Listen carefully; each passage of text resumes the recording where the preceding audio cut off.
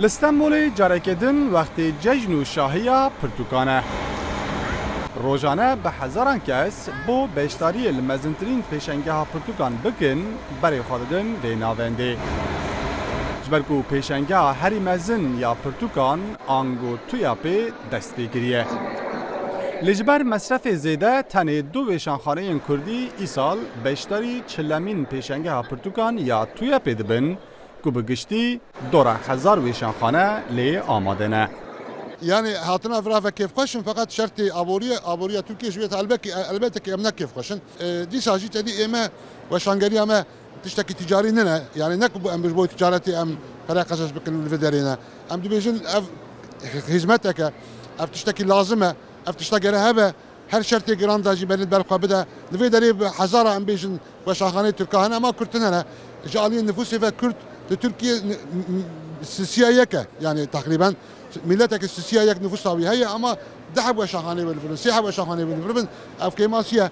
در چرچوبه پیشنگه پرتوکان ده کل سر 40,000 متر سیگوشه و لده هولان بریوادچه زدتر ج 400 چالاکین هنری جی بریوادچن. هر وها ج دهان ولاتان دور 2000 نویسکار جی اوی پرتوکین خواه امضا بکن. فوار tabii پر بهایه و شنخانه کرد tabii وی روشه دا آبوری گلک خرابه. نکارن جی بگرن جبوی او پولیتیکایی که نباشه یعنی مخابن ناخازن گل پرتوک بستینن بخوینن استنگی دردخن جی کی نزدیک 50,000 40,000 پرد خازن. ای سال هجماره که ویشانخانه مکدونیا، آلمانیا، چین، رومانیا و ایرانی جی بیشتری پیشنگه دبن. تابعو بهای پرتوکان زیده و خواندن ایدی لنوا ترکیه هر کود چه دبت تشتگی لوکس جی بیشتر کیف خواشن. Yani fuar bence iyi katılım. Peşengeh bimin başa u alaka geleki zede. Lejber ku Pirtuk bahane giyiştin avanji zahmet dibe.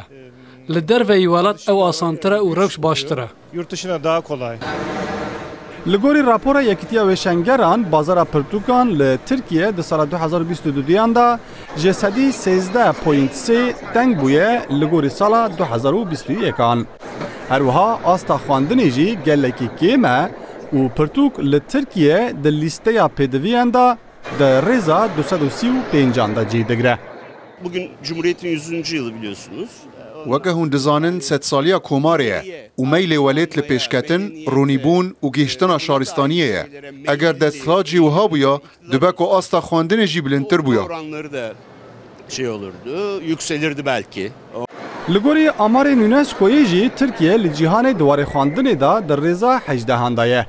Ji sedî 75 civakê qet pirtûkan naxwîne û ji sedî 40 xelkê jî qet neçûye pirtûkxaneyekê. Lê tevî vê yekî jî tê payîn ku îsal zêdetirî 500,000 kes seredana vê pêşengehê bikin û ew ê neh rojan berdewam bike.